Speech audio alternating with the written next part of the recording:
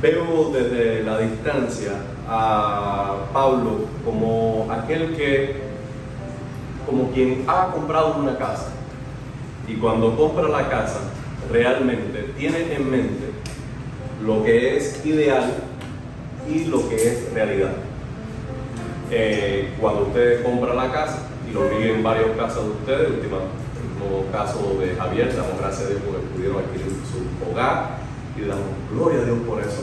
Elisa nos estaba contando todo lo que Javier está haciendo por ella y su bebé y su familia el viernes, y fue dando cuenta la apologética que ella hizo por su esposo, que se quedó impregnado en lo más profundo de mi ser, para que hoy pueda yo recordar esto. Como cuando uno llega a la casa tiene en mente las dos cosas que le acabé de mencionar, lo que es ideal y lo que es real.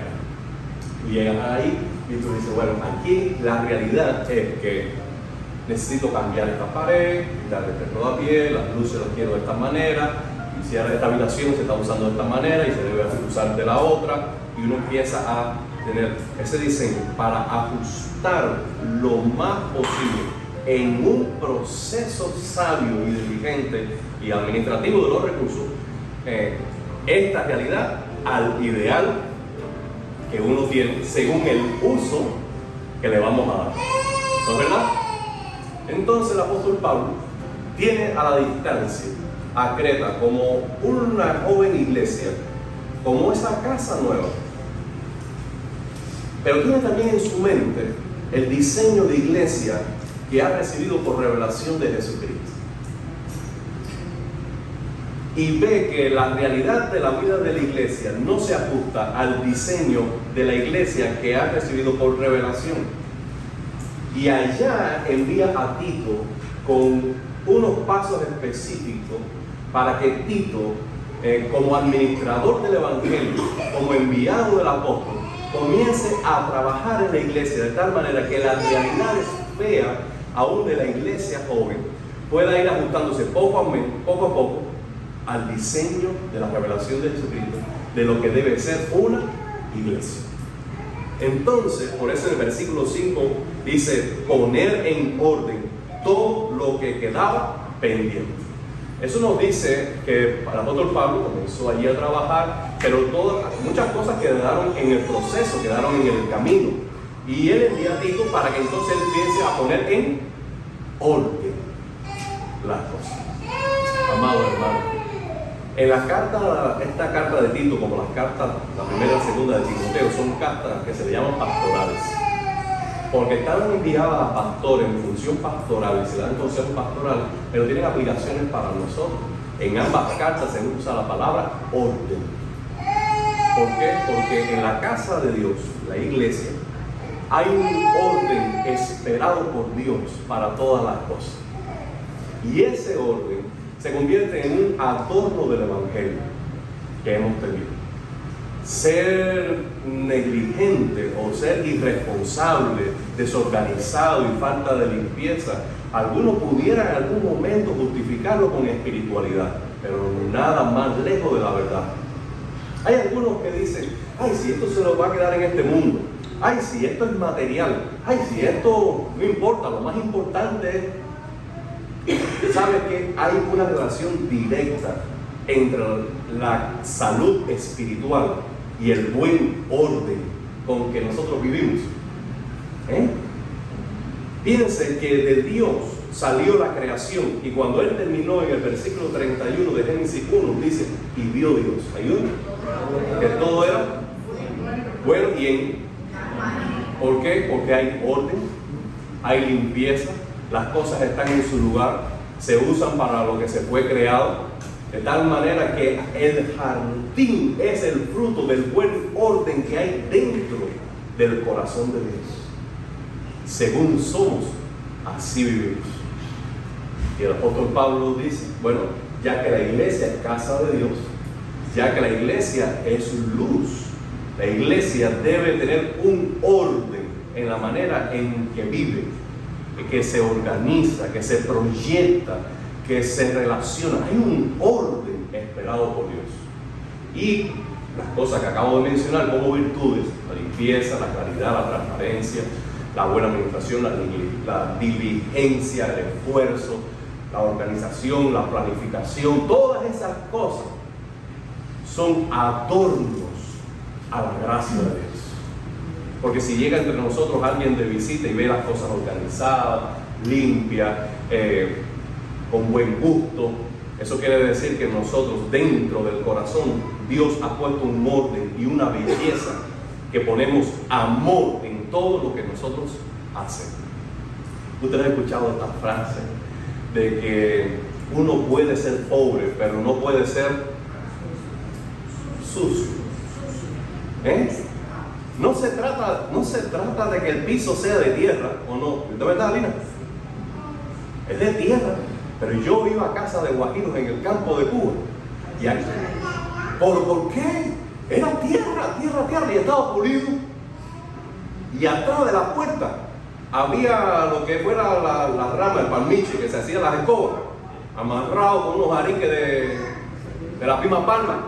Y aquella guajirita salía con aquellos jariques, no tenía palo, ¿te acuerdas? Empezaba a hacer ni una piedrecita arriba de la tierra, del piso de tierra, no había. Porque uno puede tener cierta pobreza y limitación económica, pero hay un cierto orden, un cierto buen gusto de cuando el corazón está ordenado, y sobre todo si somos cristianos, que se expresa en lo que nosotros hacemos. Y esto es un proceso, porque en verdad todas estas virtudes, la falta de un orden, cualquiera que sea el área, es algo que se cultiva desde la infancia. Y si no se tuvo una disciplina, una enseñanza, un modelo, no sé, por la razón que sea, puede ser que uno puede llegar a cierta edad con cierto desorden en lo que hace, el trabajo, lo que sea.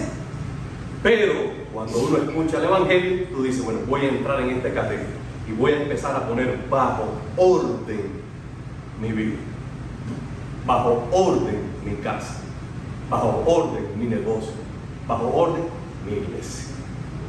Y ahí está Tito, tratando de que las cosas que están pendientes, ponerlo bajo un orden.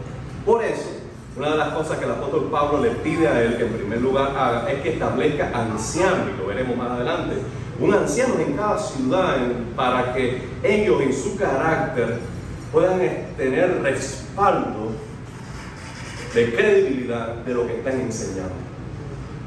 Todo se levanta o se derriba por el liderazgo. John Maxwell dijo eso y yo lo leí en Desarrollo del Liderazgo, que desarrolla el líder que está en usted, y yo lo leí y yo no estaba de acuerdo. Porque yo pensaba que yo a veces trataba de hacer cosas y que no dependía de mí el resultado. De tal manera que yo remitía mi responsabilidad a otros. Pero pasando el tiempo, yo me he dado cuenta que Maxwell tiene razón. Todo se levanta y todo se cae por el liderazgo. Porque el líder, en este caso yo, soy más responsable y a mí Dios me va a pedir más cuenta que el resto de ustedes, porque haya entre nosotros un buen orden. Un buen orden. Ahora, que los líderes tengan mayor responsabilidad no quiere decir que cada uno de nosotros no asumamos la parte de nuestra responsabilidad para que eso que sí puedo hacer, eso que sí sé hacer, eso que me toca a mí y no le toca a otro, eso entonces pongamos nuestro esmero para que sea bien ordenado. Ahí envió a Tito para poner en orden, parte de establecer el orden viene porque haya liderazgo responsable, que tenga crédito por su carácter, y luego él con los pastores, con esos líderes, podamos hacer frente al error. Como la iglesia es un organismo vivo, pero porque es cuerpo de Cristo, también tiene una identidad espiritual. Nosotros sabemos que estas cuatro paredes no es la iglesia, sino que nosotros somos la iglesia. Y que una vez que nosotros partamos de este mundo o que Cristo venga por nosotros pudiéramos despegarnos de este cuerpo, pero aún así viviremos con Él por la eternidad, porque la iglesia tiene una identidad espiritual, es una familia espiritual. Ahora, esa familia espiritual, por tanto, su salud se mide por la santidad. Y la santidad se ve favorecida o dañada por la verdad. Por eso es tan importante cuando entra un error, una doctrina falsa dentro de la iglesia, combatirla, porque el error afecta la salud espiritual, que se evidencia en falta de santidad, y lo que trae entonces una iglesia enferma. Y este es el trabajo que va a hacer Dios. Ahora, el primer punto que vemos en los versículos del 1 al 4 es esta verdad. Hoy hablaremos de la santidad en la iglesia. El próximo domingo hablaremos de la santidad en la familia. Y el más arriba, último de nosotros, hablaremos de la santidad en la sociedad. Hablemos de la iglesia. Primero, la santidad nace del Evangelio. Nace del Evangelio. Miren, la frase clave aparece en el versículo 1. La verdad que es según la piedad. Eric Dani muy bien hizo con llamar la atención con ese verso. La Reina Valera del 60 dice piedad. La Nueva Versión Internacional habla de devoción. ¿Qué es piedad? Es devoción a Dios. ¿Y qué es devoción? Es otra forma de decir también amor consagrado a Dios, que también es adoración. Entonces, hay una relación directa entre la verdad y la santidad. El apóstol Pablo nos presenta en el versículo 1 diciendo que él es siervo del Evangelio.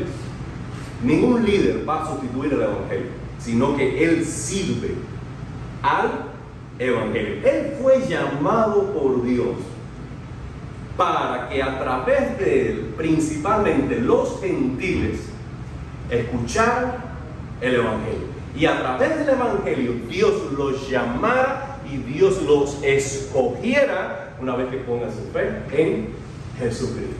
Para eso él fue llamado y él vivía sirviendo al Evangelio. Allí la palabra fe mayormente no es el sentimiento de la fe, sino está hablando de la doctrina donde se pone la fe. La fe descansa en la verdad. Esa verdad, los versículos ahí primero del 1 al 4 nos está diciendo que Dios había prometido, que Dios lo había anunciado, pero que él había sido llamado, dice el apóstol Pablo, que él fue llamado para que los gentiles, a poner la fe en él, conocieran a Dios. La verdad bíblica entonces conduce a la piedad. La doctrina y la vida no se pueden separar. Vamos un momento al primer capítulo de Primera de Juan. Juan está diciendo: el que dice que le conoce debe andar como él anduvo. Debe andar como él anduvo. Entonces, cuando nosotros hacemos una confesión de fe, yo creo en Jesús, ese creer en Jesús es real si nosotros llegamos a vivir como Jesús. Porque el Evangelio llega a nuestra vida no solamente para transformar nuestro credo, nuestra creencia, sino para transformar nuestra vida. Por eso el Señor Jesús dijo: no todo el que me dice Señor, Señor, entrará en el reino de los cielos. Detengámonos un momento. ¿Jesús es el Señor, sí o sí? Entonces es cierto, estamos diciendo la verdad. El Evangelio, el apóstol Pablo dice que parte del proceso de la salvación conlleva a confesar que Jesús es el Señor. Es decir, que Jesús está diciendo: puedes decir la verdad, yo soy el Señor. Paso número 2, puedes estar confesándolo, que es algo que es positivo, pero no todo el que lo cree, no todo el que lo confiesa, en realidad es hijo de Dios, sino el que hace. Por eso Jesús dice: por su fruto lo conocerán. Nadie conoce el corazón del hombre. Solo se puede hacer un diagnóstico de la fe de otra persona por los frutos que da. Por eso Jesús dice, por sus frutos los conocerán. Amado hermano, tome nota de esto. Nuestra mejor declaración de fe es nuestra vida. Nuestra mejor declaración de fe es nuestra vida. ¿Qué motivación tenemos nosotros para vivir en piedad, en devoción, en amor a Dios? Una vez que hemos recibido la verdad, estamos llamados a vivir en devoción, y esa vida devota a Dios está estimulada, según esos versículos, por la esperanza. Dios había prometido, dice el apóstol Pablo, tienen que seguirme de lo que dicen esos versos, había prometido ya la vida eterna. Esa es la promesa, la vida eterna. Pero ahora la hizo posible. Lo que antes era una promesa, ahora la estaba haciendo posible por medio de Jesucristo. Y la esperanza de la vida eterna es lo que debe motivarnos a nosotros a vivir en santidad. Porque entre este presente que vivimos y la eternidad que nos espera, en medio está un dar cuentas a un Dios que es santo, santo, santo. Por tanto, ante la anticipación de ver el rostro de Dios que es santo, debemos motivarnos nosotros a ser santos como Él es santo, sabiendo de que aunque tengamos dominio propio, abstenencia, ciertas limitaciones al placer que a veces nos tienta, es mayor la recompensa, es más grande la corona, vale la pena ser santo, porque Dios honra a los que se separan para Él. ¿Puedes decir amén? La vida eterna, la esperanza de la eternidad es el mayor combustible para una vida santa. La santidad nace del Evangelio. En segundo lugar, y esta es la sesión más grande del capítulo 1, la santidad conviene sobre todo a los líderes. A los líderes. Los versículos del 5 al 9, el apóstol Pablo comienza a hacer una descripción de las cualidades que debe tener el siervo del Señor. Aunque en realidad en esta sesión está apuntando más a los ancianos que tienen cuidado pastoral sobre la grey. Haríamos bien todo lo que queremos servir al Señor, tener el mismo estándar para nosotros. ¿Por qué? Cuando nosotros leemos Timoteo capítulo 3, en Timoteo capítulo 3, la misma lista de cualidades muy parecida se le está aplicando también cerca allí a los diáconos. La única diferencia entre los requisitos del pastor y el requisito del diácono es que el pastor debe ser apto para... Muy bien, están afiladitos. Llegaron aquí ya entrenados. Apto para enseñar. Pero, ¿qué te hace pensar a ti que tanto los diáconos como los pastores tienen las mismas características, solo que el pastor debe ser apto para enseñar? ¿Qué te dice a ti esa lista? De que esa misma lista no debería ser solo para los diáconos tampoco, sino para todos los que queremos servir al Señor. Queremos liderar, queremos invertir en otros, queremos influir espiritualmente en la iglesia, queremos ser administradores o colaboradores con Dios en poner en buen orden la casa del Señor. Bueno, debemos cuidar en primer lugar el carácter.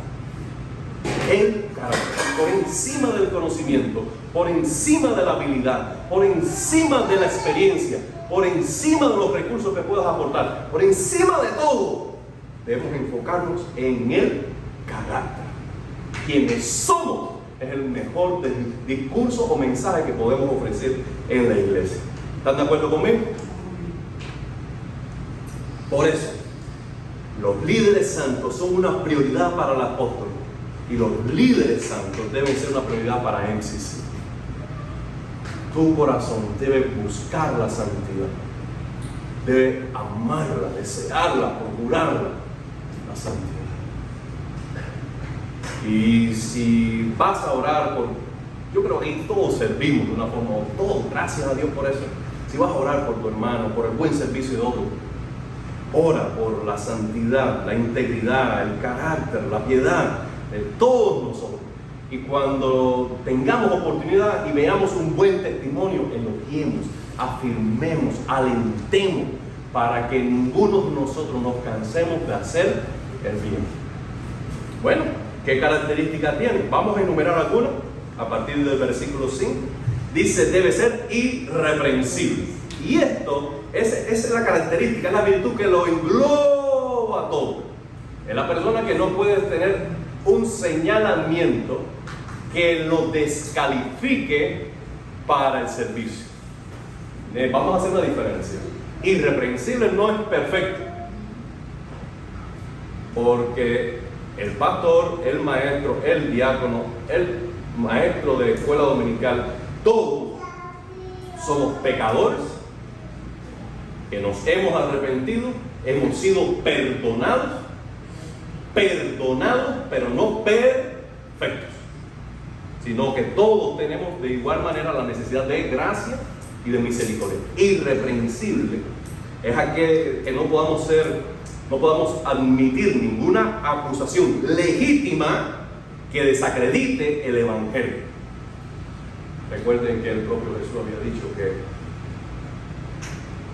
bienaventurado soy cuando os calumnien y digan todo mal contra vosotros.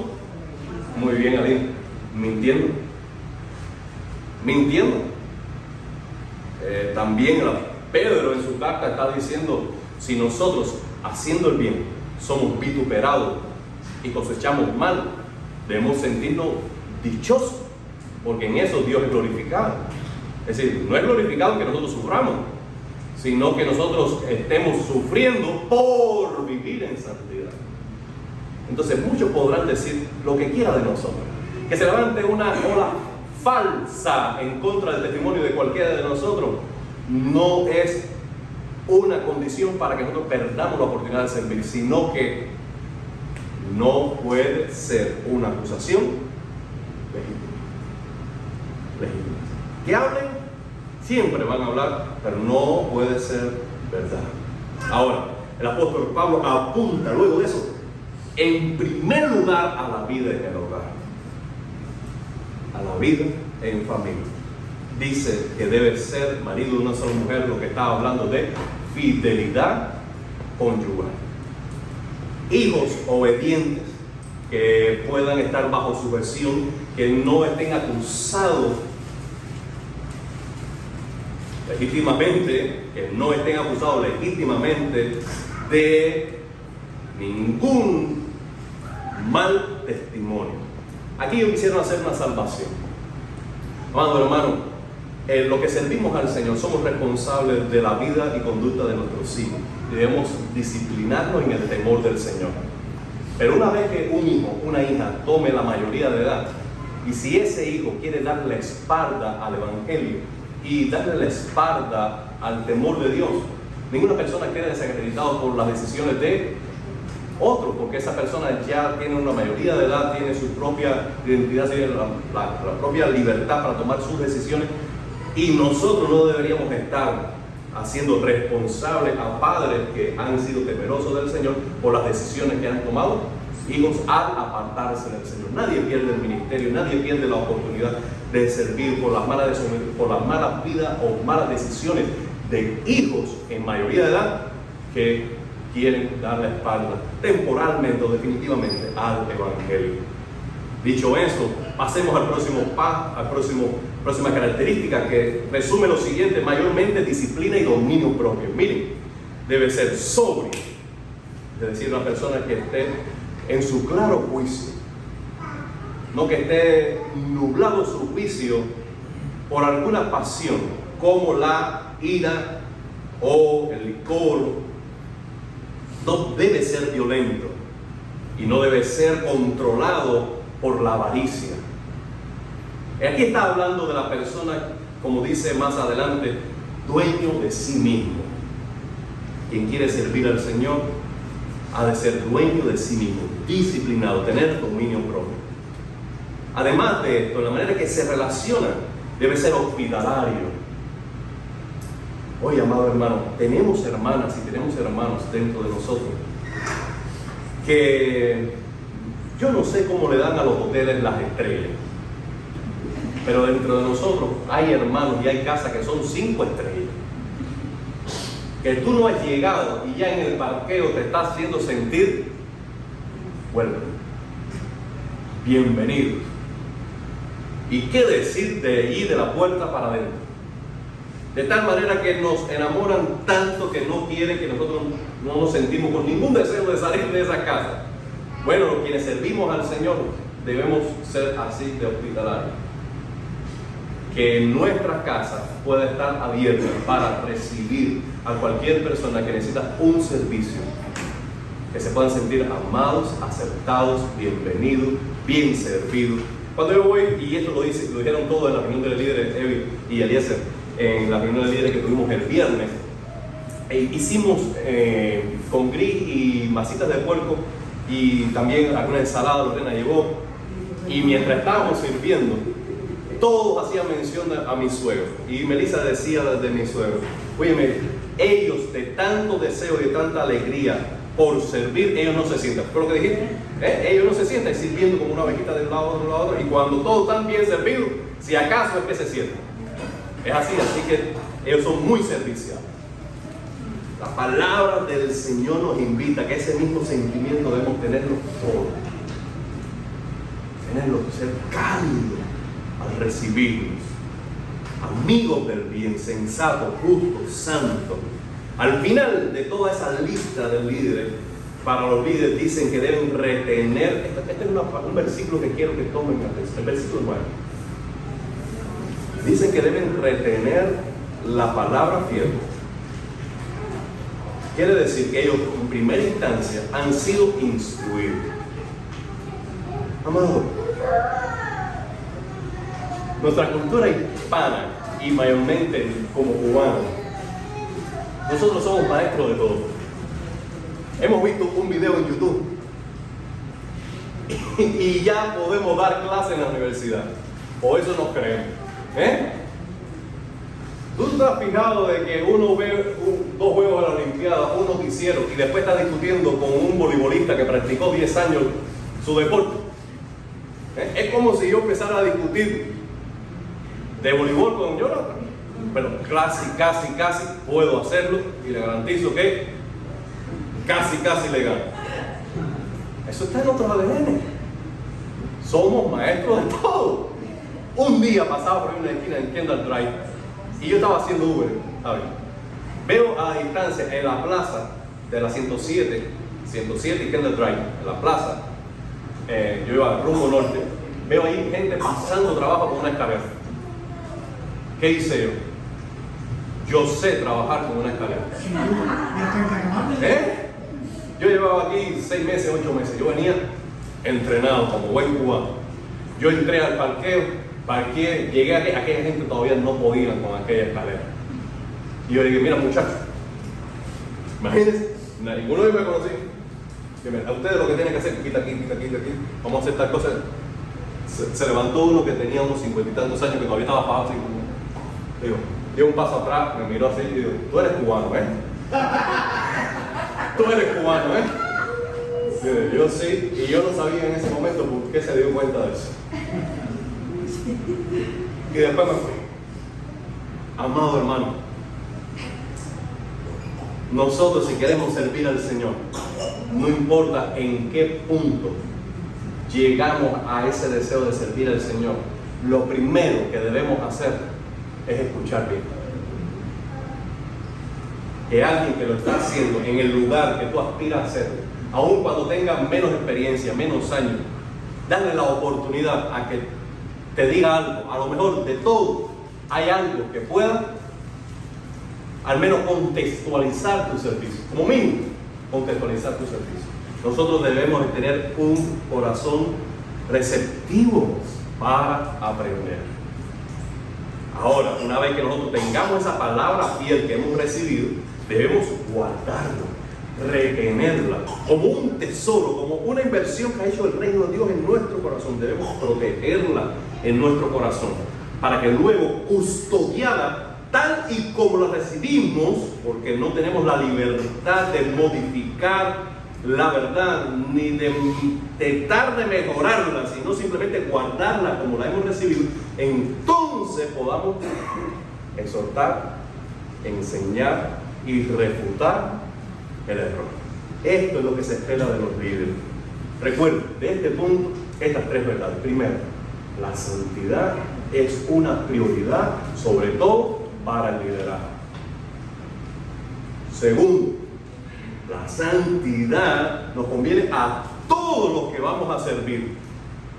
Y tercero, el carácter es lo que nos va a capacitar para luego retener la palabra y poderla usar eficazmente. En tercer lugar y último, en la tarde de hoy hemos hablado que la santidad nace de la verdad del Evangelio, la santidad conviene al liderazgo y la santidad protege a la iglesia del error. Los versículos del 10 al 16 nos están diciendo las siguientes verdades. Dentro de la iglesia, y recuerden, iglesia, estamos hablando en el sentido más amplio de la palabra, no solo MCC. MCC simplemente es una expresión de una iglesia local, pero la iglesia tiene un carácter universal.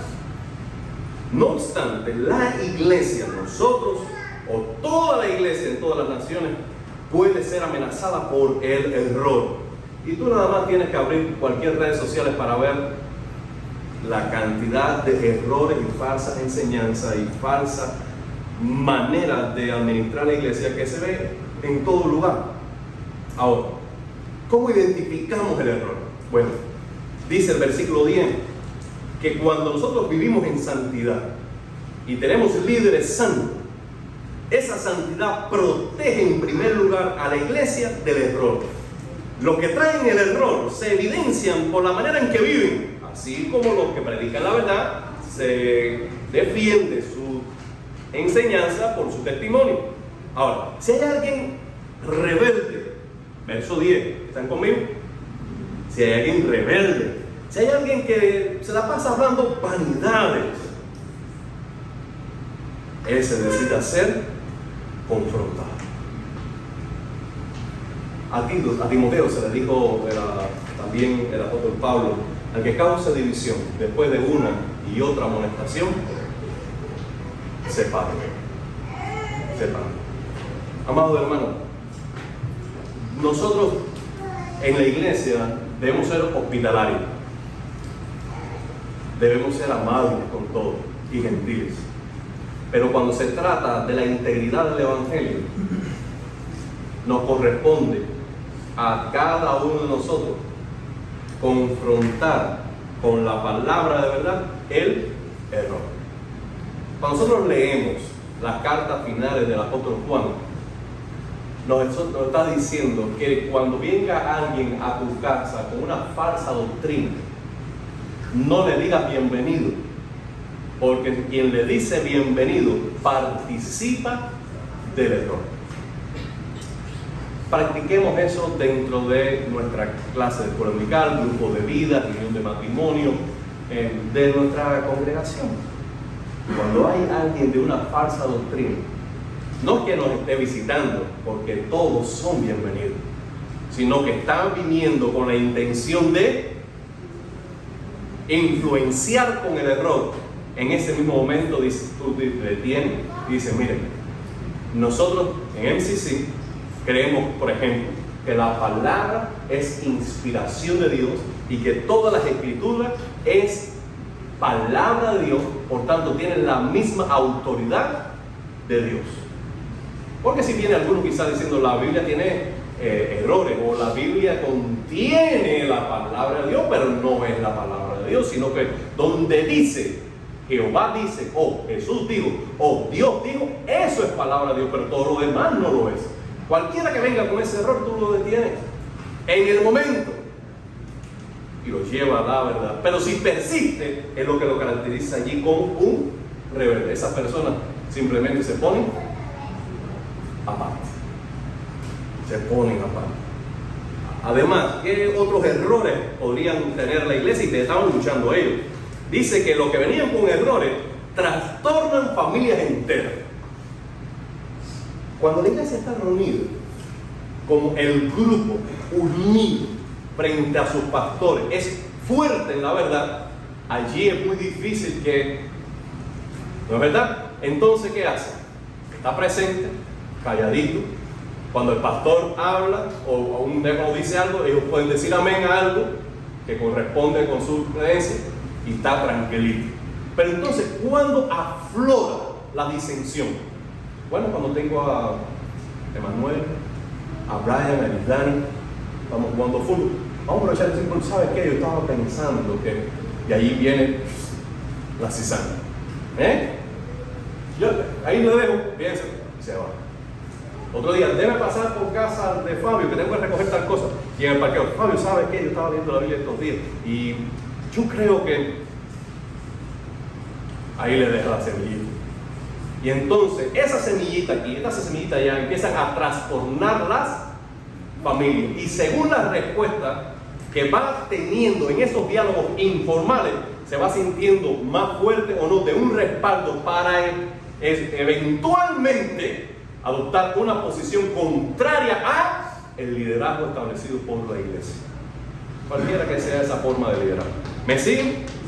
No le estoy hablando de cosas hipotéticas, lamentablemente, cosas que he vivido una y otra vez, esporádicamente, gracias a Dios, pero se ha vivido dentro de la iglesia del Señor. Por tanto, según la fe que hemos recibido en la palabra, según la enseñanza que recibimos de los pastores, nosotros debemos guardar la palabra.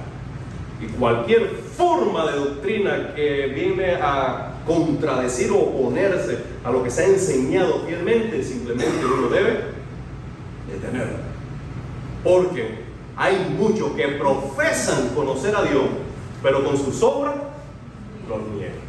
Quien está hablando calumnia, quien está sembrando cizaña, quien está hablando una enseñanza paralela a la que tú estás recibiendo en tu grupo de vida, paralela a la que tú estás recibiendo la enseñanza pastoral, cualquier forma de desviación, eso mismo está evidenciando que podrán decir que conocen a Dios, pero el método que están usando contradice su fe en Dios. Porque el corazón cristiano, la fe pura, la doctrina sana, provoca unidad, provoca amor, servicio, honra.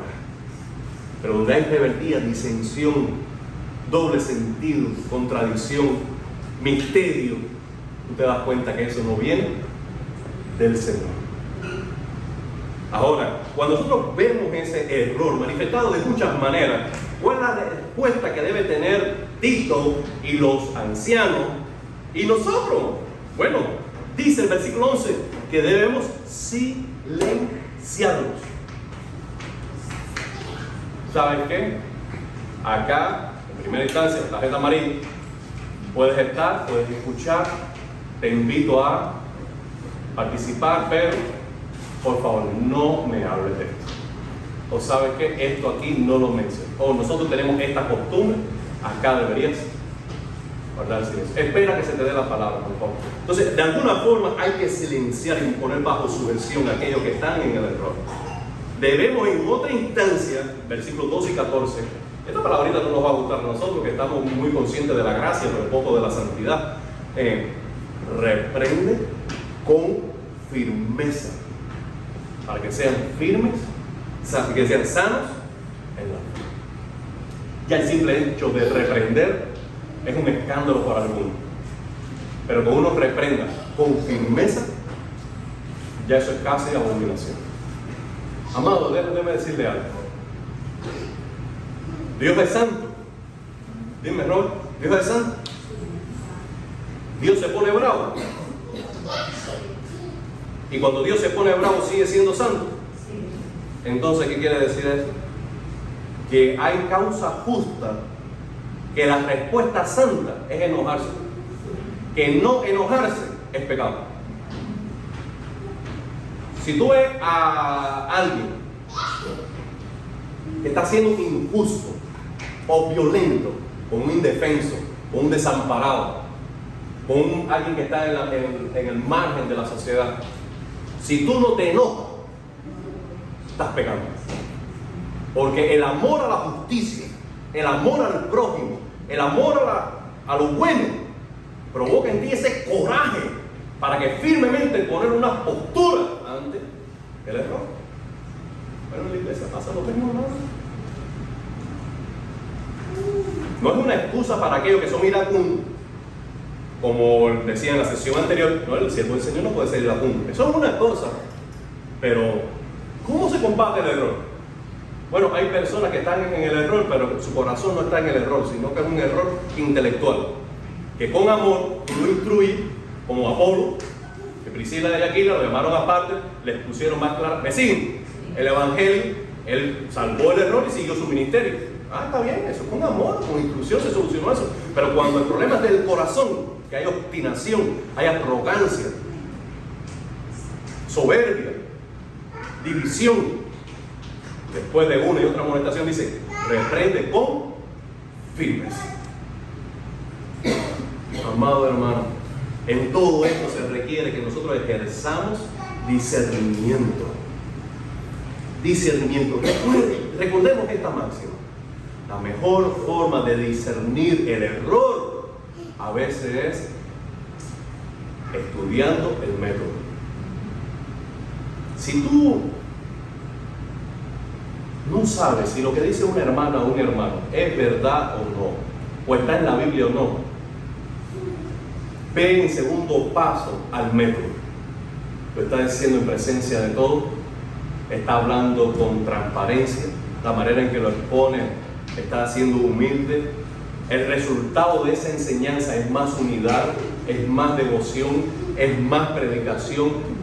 Vayamos al método y a lo que provoca en última instancia, porque algo puede ser verdad y puede ser usado por el diablo.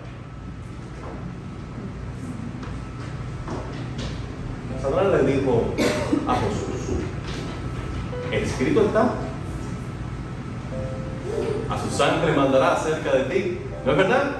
Era verdad, era bíblico, pero el método era tentación, y lo que se procuraba era la caída de Cristo. Amado hermano, no nos equivoquemos, ejerzamos discernimiento espiritual. Tener la verdad y tener una doctrina y claridad en una doctrina no es bandera blanca, no es licencia para hacer con la verdad lo que nosotros querramos.